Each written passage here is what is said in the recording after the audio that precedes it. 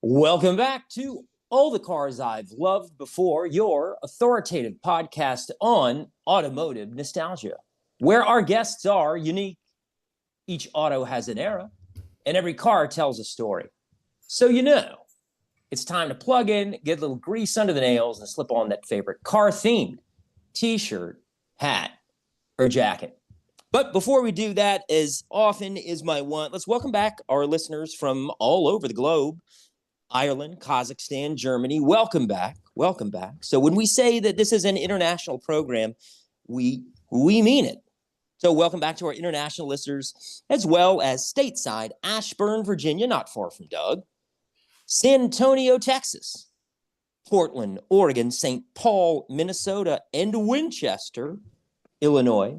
Welcome back. Glad to have you all aboard. And how you doing, partner? What's going on over there in your neck of the woods? Doing great. Now, go ahead. Yeah, no, just saying it's Lovely. Another day in Paris. beautiful weather for the most part. Not too hot out here. What do you got? Yeah. Okay. So have you seen these cans? It's I just The kind of micro have cans? a little soda here, and I drink in it. And if you see, look at yours as opposed to mine. When I drink a little can like this is a little set. The new thing is a 7.5 ounce can as opposed. You've got a 12 ounce can. This Yeah. makes me look like a giant when I drink it. Look, I look like Yes. Andre the Giant. I just noticed that Does when I it was make you drinking. drink more of them? Not well. This is what my kids do. My kids yank a soda out. They have two sips and they just leave it all over the house, and it drives me up a wall. So now I buy smaller cans. I figured there's less waste. I don't know. I haven't done the math There on it, might be but more okay. cans that way. Not correlated, but you know what? Maybe Yeah. they'll recycle this, melt this down, and it will become the fairing to your car in the future, something like that. Well, Moving on.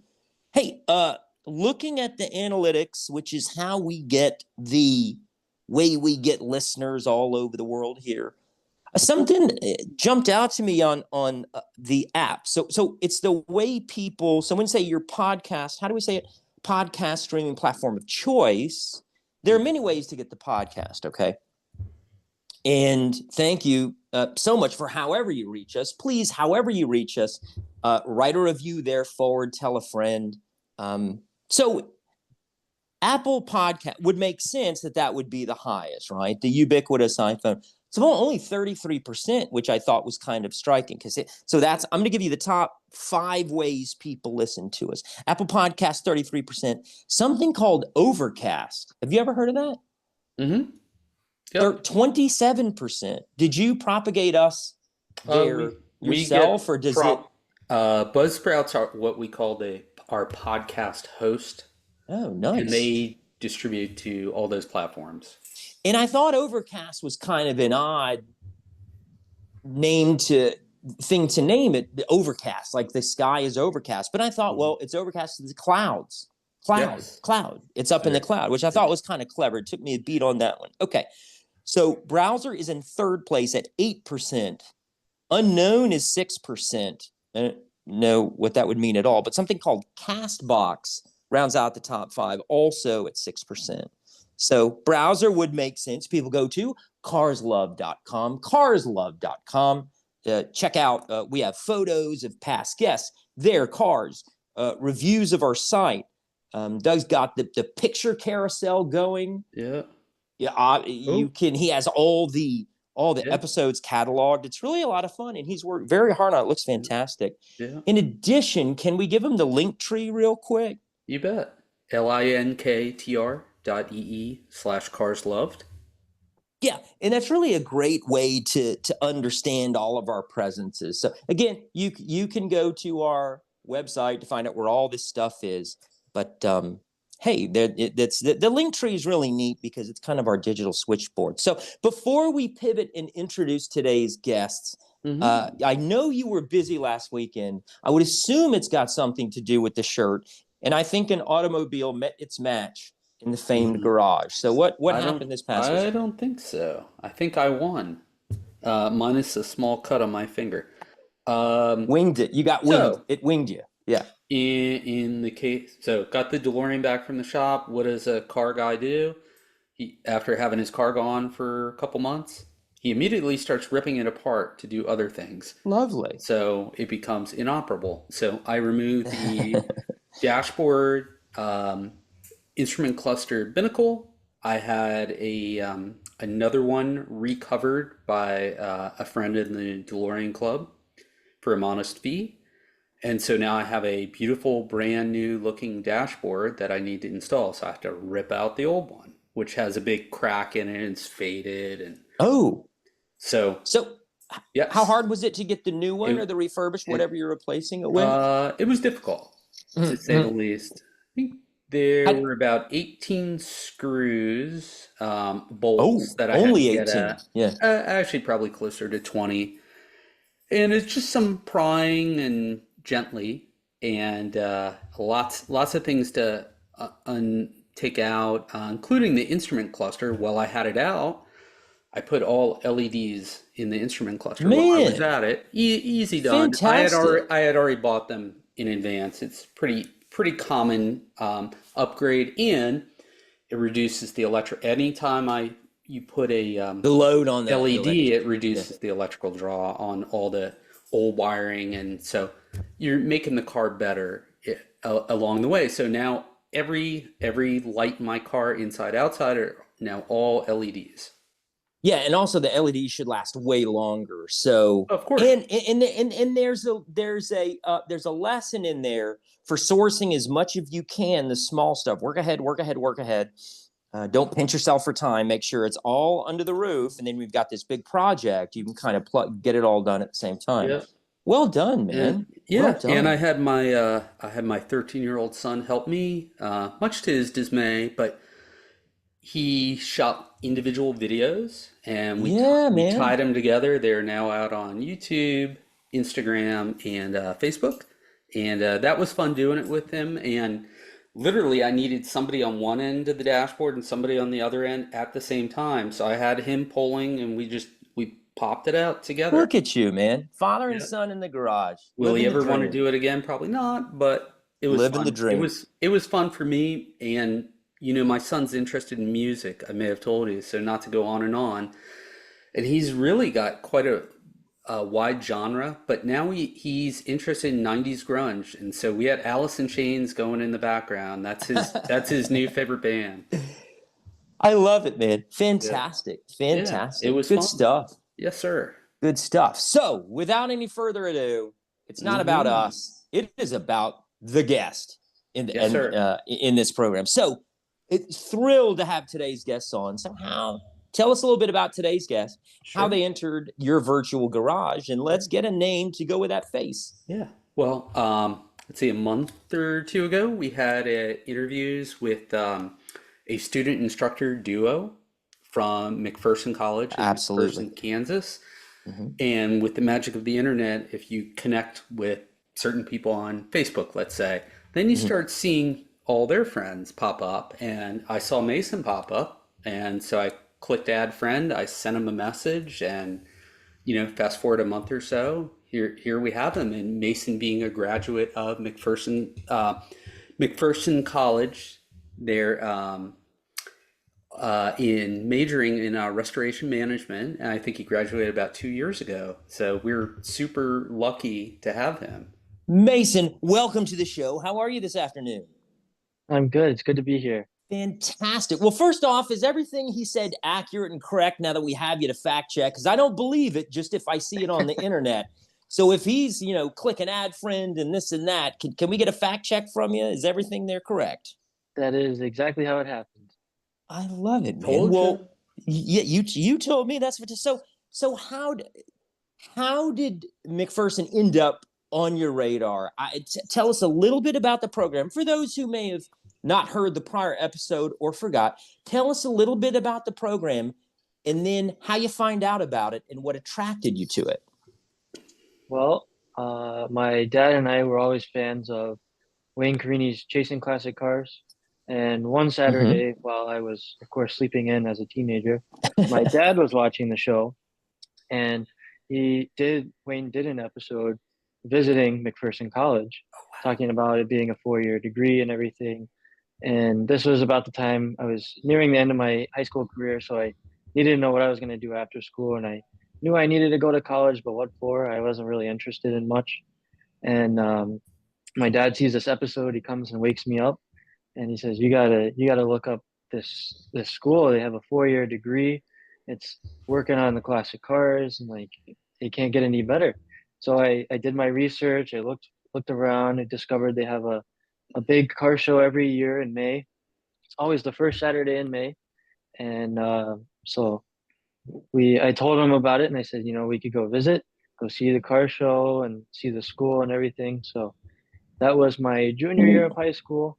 So then that would have been we would have gone in May, and I loved it. We got a tour from one of the students at the time, and just seeing the shop and the facilities. And uh, one, Kansas is gorgeous in the summer and spring. Oh, wow. And so that was just great. And then everyone there was just so nice. And everyone takes the time to get to know you and remember your name. So even by the end of the weekend, people were calling me by name that I couldn't Wow. remember all these people's names. So it was very special. And I just knew I had to go there, and I applied. And the application process is pretty, it was pretty rough, or not Mhm. rough, but Competitive. it's At the competitive. very Yeah, least, that's competitive, right? yes. Yes, we had to, at the time they were only taking 30 new restoration students per semester. Oh, wow. And I had to submit a portfolio of, I think it was 25 photos, and I had to have a comment for each one explaining what I was doing in the photo, things I've worked on, the things I was doing.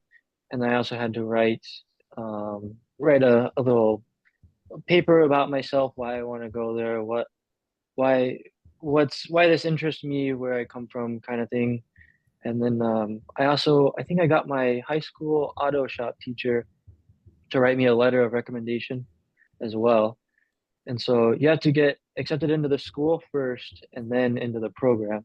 Right. So I got accepted into the school, and it was exciting. And then eventually I got my acceptance letter from the school saying I was in the program, and it was a big deal. It was a lot of excitement. So That is so what an origin story. That's better than any Marvel superhero origin story I've ever heard. Man, that is impressive. Now, you didn't grow up anywhere near McPherson, Kansas. So you were a ways away. It's not like you were next door. I mean, there was a lot to go through here to make this happen, to even visit.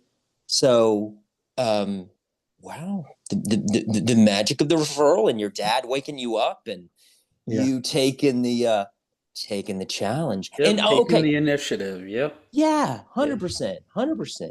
Yeah, very interesting. So, in the another great thing about McPherson is that you can study different things, and I thought that was so interesting. And I guess that the restoration, well, the car program is the major, and there are different emphases within it, right? History, I guess yours was restoration. There's technology. Can you talk a little bit about the different areas of study, and if you considered others, or you knew exactly your path? Yeah. So there are 5 emphases. There's the technology one, which is Mm-hmm. more shop classes, and then you have the management and the history, and I always forget all 5. But I had at least one friend in each one, so and I know about all 5 of them. But I I got after I had been accepted, the summer before I started there, I got a call from one of the employees, just kind of get some information before I started and what I wanted my major to be. And he asked me, and it was one of those things, I was not ready to commit to this for 4 years. I have to make this Hmm. decision. Hmm. And he said he assured me I could change it anytime I needed and whatnot, but just to get me started. And he explained all 5 of them. And I at the time, my all-time dream was to eventually own my own shop one day, and I wanted to know what was going to go on behind the scenes too. I wanted to know if I was running out of money or not. So that's why I basically ended up choosing the management emphasis. That way Mm-hmm. Mm-hmm.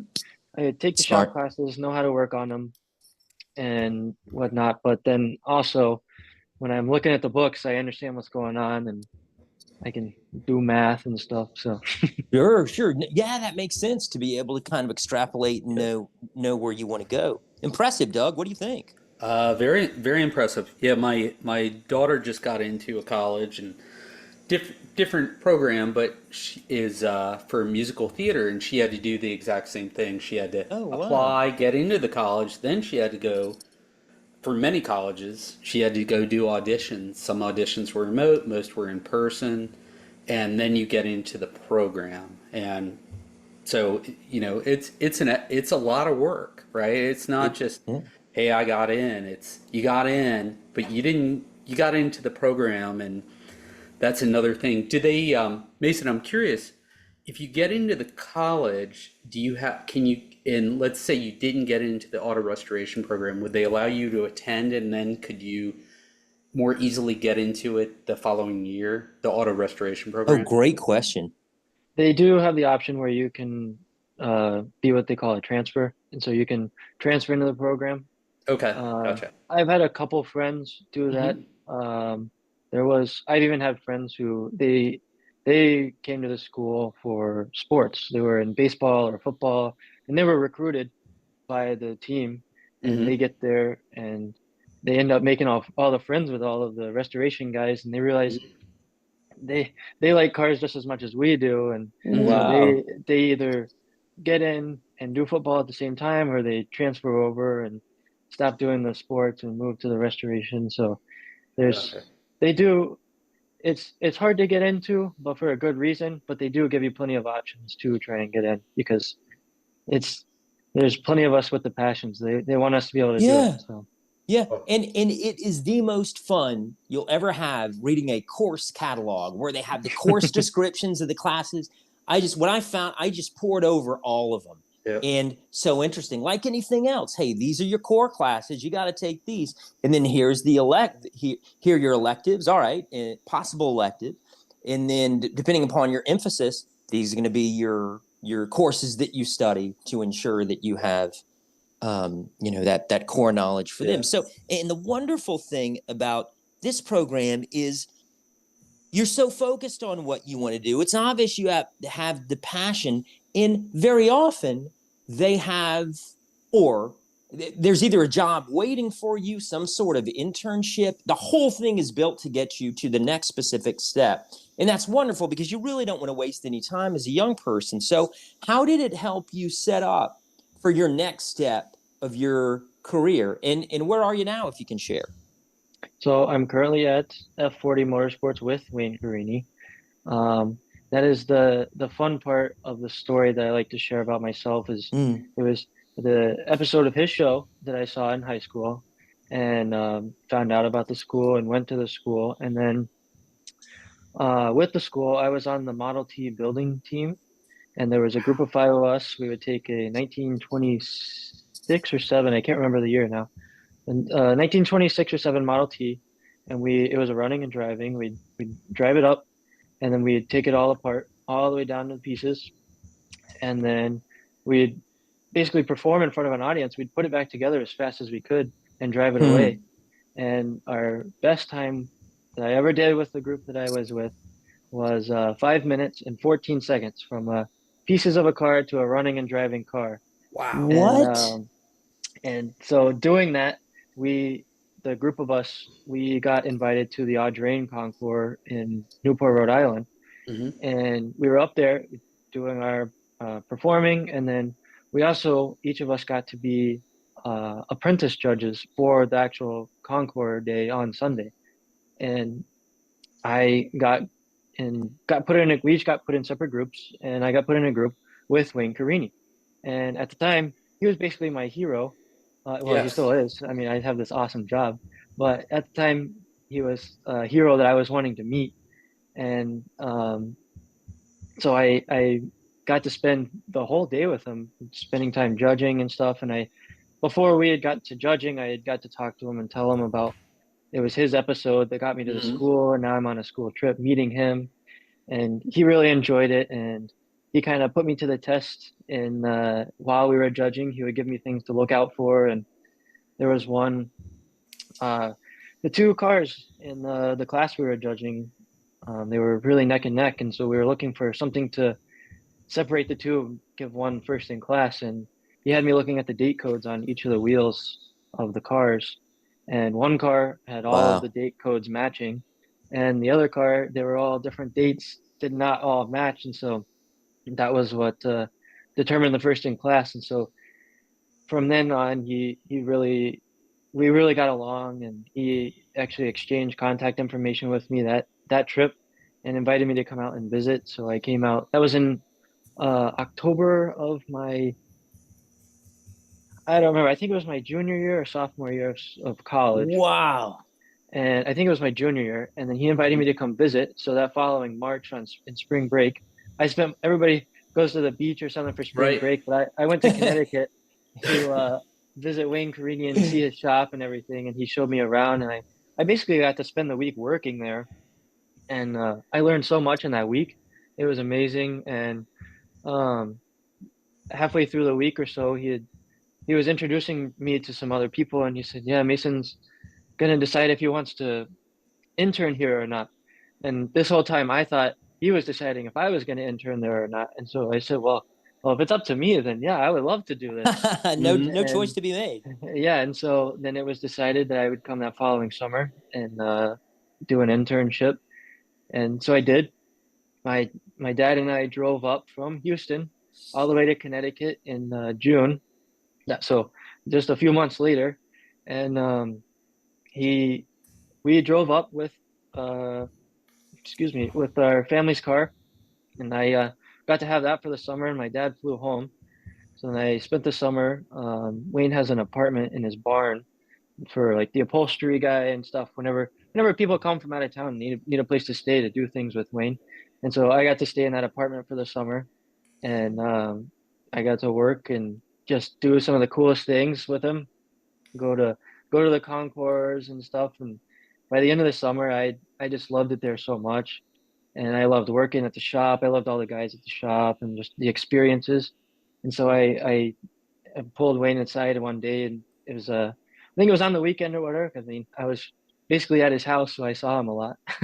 And I asked him. I said, if it's possible, I really love working here.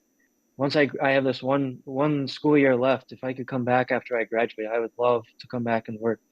And he said it took him about 2 seconds to decide, and he said, "Yep, you can come Wow. back. We'd love to have you." So Awesome. Man. that's Well, what my full circle story that I really love to well, share. I want to say two things, I guess three. I want to tell you congratulations about 10 times. Ditto. Congrats to the 10th power.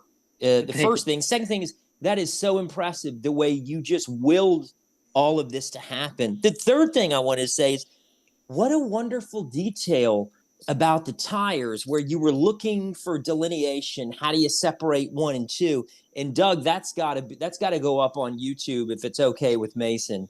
That's Oh, just a absolutely. wonderful story. Fantastic. So, what do you think, Doug? Is it about time to take him in the Wayback Yeah. Machine into the phone booth that teleports or whatever, and Yeah. let's go Yeah. back to the first car? And I think it may have something to do with his background. It Might be the might. best background we've had on the show, but I'll let you take it from here. Sure. Sure. You bet.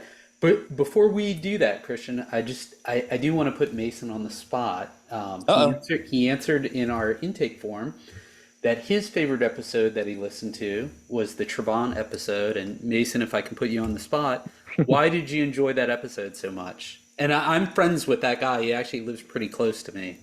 That's how I met Okay, well, I'll Andrew. keep it nice then. Yeah, yeah. No, no. If you want to come down to No. Maryland, Great answer. Come on you can have a down. ride in a Trabant and a Well, DeLorean and a bunch of other cars. hey, there we go. You know, I have to be honest, I haven't listened to very many. I don't That's listen to a okay. whole lot of podcasts. So Yeah. it was one of the few that I have listened to. And I enjoyed it because I love learning about cars I've never heard about before. Hmm. Exactly. And those usually, I guess they would fly below my radar, I guess. Never been something that's really caught Yeah. my eye. And so hearing so much about them and the cool stories that they had to share and stuff. And I had to look up those cars after listening. Yeah. It was a fun stories to hear. Yeah. Yeah. Such a good There, point. yeah, And there are it's all these. international history too, Yes. those Yeah. cars. Yes. Yeah. Yep. Yep. And Christian and I grew up towards the end of the Cold War, right? And so those were cars we might have heard about, but we had never seen, and we never would have seen unless we were overseas until, fast forward, what, 35 years later, they're all over the place now, and people who grew up with them, maybe because they were living in East Germany, can now have those cars in the US or whatever country they're in now. And they're actually maintained. It's such a cool story. We had somebody on who had a Skoda. I think it's actually pronounced Skoda, which was that from the Czech Republic? Check. Yeah. Yep. Yep. Yep. So that was another car we had never heard of. Another, Oh, funny that you mentioned that. yes. Some Czech listeners tuned in for the first time. Nice. And I didn't mention that in our geographic where people are listening from, but I'd totally forgotten about Skoda, and I bet that's what prompted it. It's the first time we'd ever had anybody from there. Listen, could have been. One of my absolutely. coworkers is from Belarus, and he knew of Skoda, but he called it Skoda. Oh, Yep. okay. So Well, we he don't have the knew about fantastic Skoda. accent Yeah. like he has, but we can say it that way. Not even near. So no, thank you for that, Mason. Sorry for the sidetrack. But Christian wanted me to pop you in my time machine, try and get it up to 88, which I think it'll actually do, even though the speedo only goes to 85. You'll need a dashboard to tell if if you're actually going that fast, Well, but maybe we'll see. Well, the key is to test the dashboard before you put it back in, Good point. because of the way LEDs work. So anyway, that's on the list. But hop in the time machine and tell us about your first car. And I love this story. I don't want to take too much from it, but you've got several generations, your dad and your grandfather, involved in it. Yeah, so it was, I always like to say it was a hobby of my dad's that turned into my passion. So he was the one who got me into cars growing up. He had a 1998 Mustang that I just adored. I've always been a Mustang guy, but that was my dad's car, and it was a Mustang. It was just so cool. And so that's what we would work on together. And eventually my dad got a 1978 F-150 that we would work on together and stuff. So we're clearly a Ford family, and I'm a Ford guy. And so I had been saving up my money when I was 16. I'd saved up enough money that I was looking for my first car so I could get back and forth to school. And my dad, he was more familiar with Craigslist and just looking online for vehicles for sale. And we knew I wanted to have something a classic because I'm a car guy. I can't drive a normal car to school. It's got to be something interesting.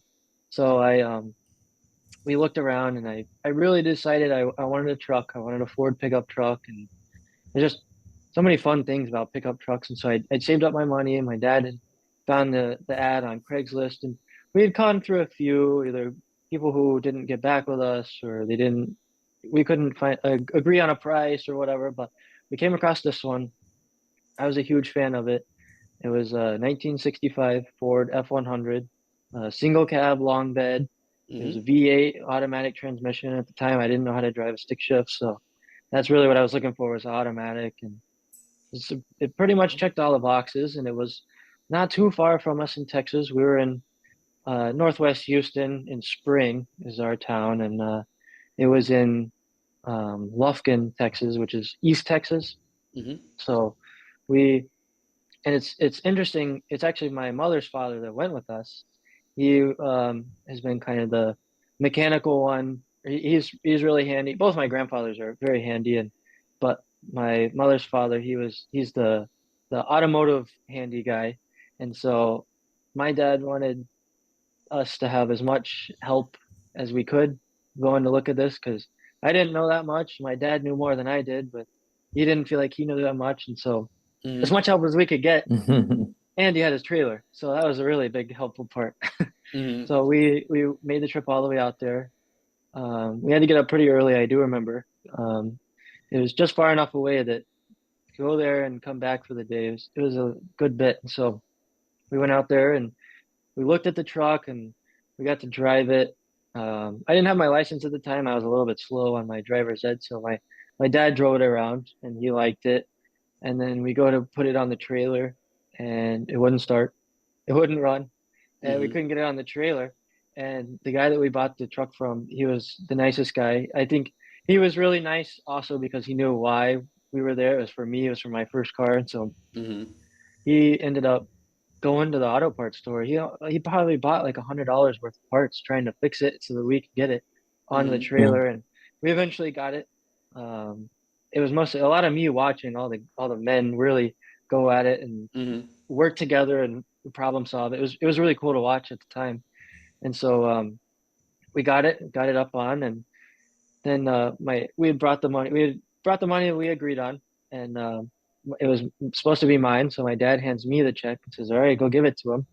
And me being a shy, barely 16-year-old, I kind Hmm. of just walk up and hand it to him. And Hmm. then so they give me the no, you have to give it to him and shake hands. Shake his Pleasure doing hand. business with you and Make it Yep. everything. So official. Yeah. Yep. yep. So I did that, and then we brought it home and put it in the driveway, and my dad and I worked on it all through high school. I never actually got to drive it to and from school, Hmm. but we did work on it on the weekends and in the evenings and stuff, and we would get it running, and then we'd end up having another problem, and it wasn't running. So, but it was running and driving by the time I was ready to take it up to Kansas with me for my 4 years. So that's kind of where that started for my first car. Awesome. And we always ask people what happened to the car, but truck in this case, but you still own it, correct? I do. And Yeah. I have heard way too many stories of people selling their first cars, and every Hmm. single one of them has just always regretted it. Yeah. And so I've made it my mission to never have to sell it. I never want to sell it. And if the time comes that I have to make ends meet or whatever, then I'll do what I have to do. But for Hmm. now, I don't plan on ever selling it. I'll continue working on it, continue making it mine. So Oh, that truck will last forever. I mean, that truck might outlast you, but it's interesting how it was a deliberate choice to keep it, a deliberate choice. A lot of Yeah. people, may not bond with their first car, and we have a lot of people on the show that either wrecked theirs or some untimely demise, or Seems to be. did Yep. yeah, exactly. Or it was a Oil, what? hand-me-down Yeah, to why should the I put mhm. oil in sibling. it? What's the Yep. point? Yeah. And Yep. but you kept yours. You kept yours. Very, very precocious Yep. move. Very nice. And I did want to ask, since you kept it, so obviously it needed some work. Was it mechanical? Was it body work? And how did having the truck with you at McPherson? I hear they have. Do they call it the barn? They call it the sheds. The Yes. sheds. I knew I was Yes. close. Did you do work on it there? And how did the things you learned at McPherson, as well as the instructors and your fellow students, how did that help you with certain aspects of repairing the truck, if it did? Yeah. So I've done quite a bit of work to it over the years since Hmm. having it for actually getting probably about 8 years now, I think. Nice. Um, so I've done a lot over time. When I first got it, it was running and driving. The brakes were a little iffy. So we did some brake work, and then it sat for a while because I still didn't have my license. So Hmm. then sitting causes things to not run.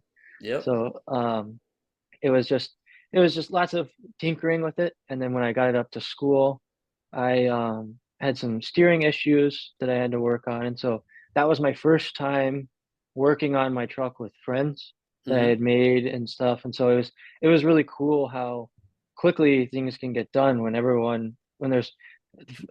there's you who is really work driven, wants to get it done, but then you multiply it by 4 or 5.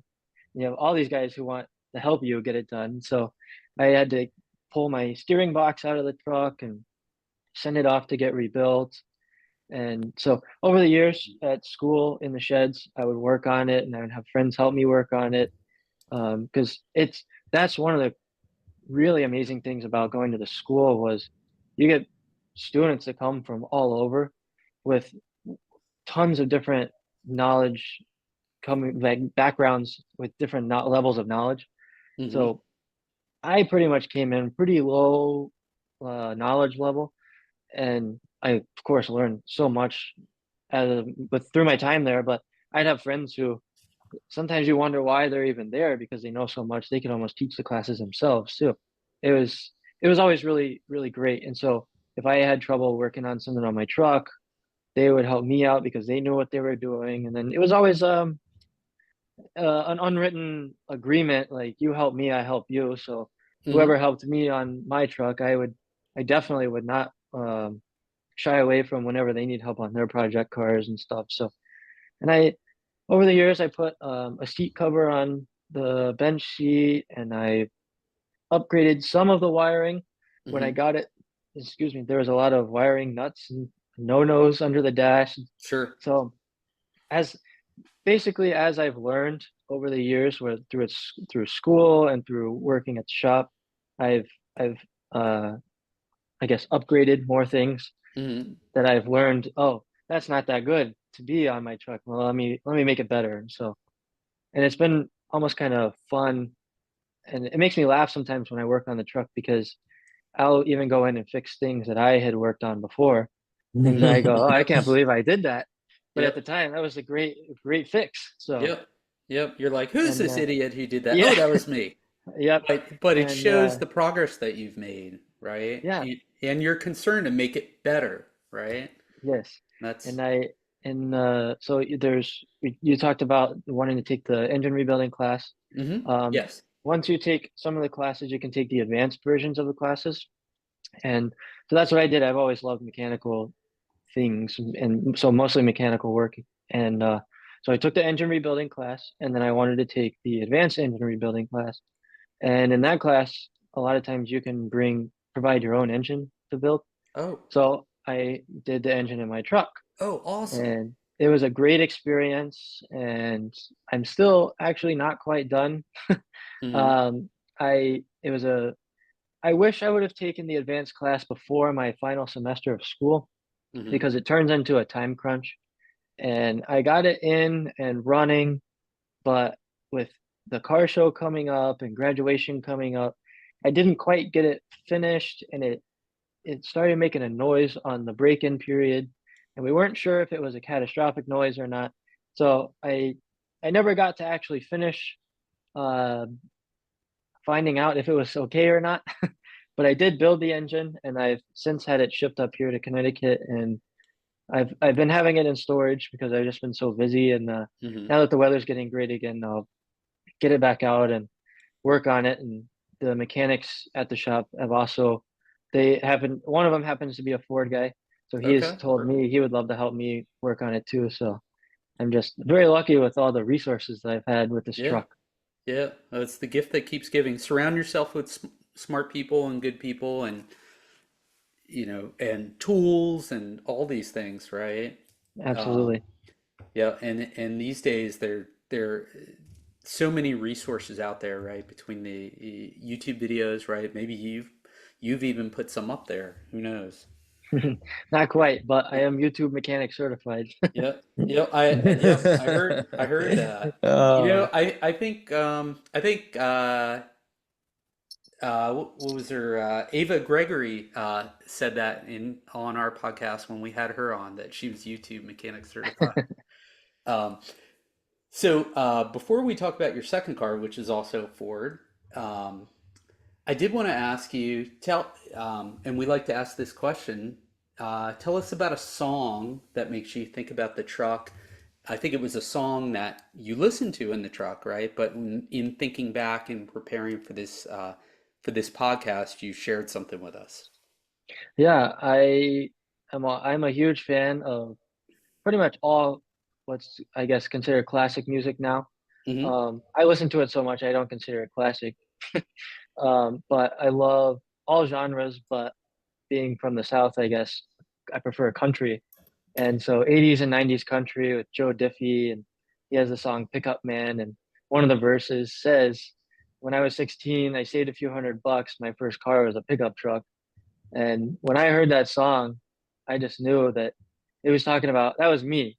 So I would listen to it in the truck. I listened to it all the time, and so it was a very relatable song. Yeah, yeah, it definitely a good fit. And So I do want to ask about your second vehicle, which was not a truck, but it was a It was a Mustang, yes, the 1991 Mustang GT. uh-huh. Um, I I love Mustangs, as I said before, Yep. and uh, I'd say I pretty much love any year of Mustang. You know, the Mustang 2 gets a little hairy, but I'll still give it some love. Mm-hmm. Yep. But I love this Mustang. It was the 302, the 5 liter with a 5 speed manual, and Mm-hmm. that's really the car that I learned to drive stick shift. I was taught on my freshman year roommate's 1969 Oldsmobile 442, the big block with a 4 speed. That's where I really learned how to drive stick shift. Okay. But then daily driving a Mustang is really where I got comfortable because I got it in between school years. So it was a summer when I was home, and I had to get to my job during the summer. And if I couldn't drive my stick shift Mustang, then I wasn't going to get to work. So, which, funny enough, was at a classic Mustang shop. So I was really living the Mustang dream at the time. Yep. Yep. There are But lots of Mustangs there, I'm sure, and they probably heard you pulling up from about definitely, a mile away. yep. Yep. Yeah. One of my close friends in high school had a I think it was a 1990 Mustang GT. I think it was blue, and all the GTs had the gray bottom. The lower half of it was gray. The all the Oh, okay. plastic on the bottom. Yep. Yep. Yep. The GT flares, I guess you would call them. Yep. Yeah, it was such a neat car, and 225 horsepower even back then was a lot, especially in a light car like that. That thing could Oh, yeah. shred some tires, like, and that's what he did in it. Yep. I did the same. Yeah, yeah, fun for that. Yeah, so the Mustang you don't have anymore, the truck we know you're never going to get rid of. Um, what would be your dream car? My ultimate dream car is the 1967 Mustang GT 500 Eleanor Hmm. from the movie Gone in 60 Seconds with Nicolas Cage. Um, Ever since I saw that movie, I fell in love with that car, and that's one of those cars people either love it or they hate it. But I love it, and one day I hope to hopefully eventually build my own. That would that would probably I think that would be more fun. We'll see when the time comes around if I'd rather buy one than build one. But for now, I'd like to build myself one. Yeah, and I should have asked you early on. Would have you? I know you mentioned putting a seat cover on the bench seat and whatnot. What have you seen as like kind of tasteful upgrades, especially working at F40 Motorsports, that people are asking for? And I give this great example, like my DeLorean, rear engine, rear wheel drive, right? Um, but steering's still kind of heavy. It's a stick shift as well. I have tennis elbow, which I can't seem to get rid of. It's a 50 plus the age 50 plus thing that you get even if you don't play tennis. And I had some other friends were doing it too. I had electric power steering added to that, and it made it like a different car to me. It's so much more enjoyable. So just wondering if whether for your truck or customers that you've seen would have been some kind of modern upgrades that are important that you feel enhance the car but don't take away anything from it. I do. I've seen a lot of power brake conversions. Hmm. One thing that I don't know, it doesn't really increase the drivability, but electric fuel pumps on cars that don't have them, they we sometimes will install them with a switch under the dash so you can't even really see it, and we'll hide the fuel pump and everything. But Hmm. most of the customers that we have, their cars are in a collection and they sit. And even just being where there's actual winters and salt on the roads and stuff, people put their cars away for the winter. So they sit for, months on it at a time. So when you try and start them up again, especially the really old cars with the 6-volt battery systems, Hmm. they struggle to crank over anyways on a full battery. So trying to get the fuel all the way up to the front of the engine and get it started. So the electric fuel pump are really great because they flip the switch, you fill up the carburetor, you're already ready to go, pump the gas, and it should fire really quickly. And Yeah. that way you're not killing the battery and the starter and stuff. So just simple things like that that really help it out. Yep. And Yeah, it could making make the difference between somebody barely driving a car that's a classic to driving it a little more, which I think goes into one of the causes that Christian's going to ask you about real quick. Yeah, just as we guide the podcast here gently towards the off ramp, we ask our guests, what are causes or things that are important to you that you espouse or that you're passionate about? And you had a very interesting answer. Should I read it back to you, Mason, or can you paraphrase? It has to do with a lot of cars just kind of sitting around, and as you alluded to, that's the worst thing you can do to anything mechanical. Yeah, I believe that all these cars should be driven. And as as much as a car that has sat for a while and needs help getting running again is job security for me, it hurts me more to see all these cars sitting for such long periods of time and just getting neglected and deteriorating without any love. And I'm not I'm not a crazy funky spiritual guy or anything, but I almost believe that cars have souls and you can Mm. talk to them sometimes. So it sounds a little crazy, but you know, Yeah. it makes it sound better. But it helps. Like you're not gonna you're not gonna leave your best friend and and Yeah. never talk to him and whatever. Like you're gonna keep you don't have to drive these cars every day. They're fun cars to bring out on a nice day or whatnot. But letting them sit for just years and years, and I know things happen, but if you don't have to let it sit, then you shouldn't.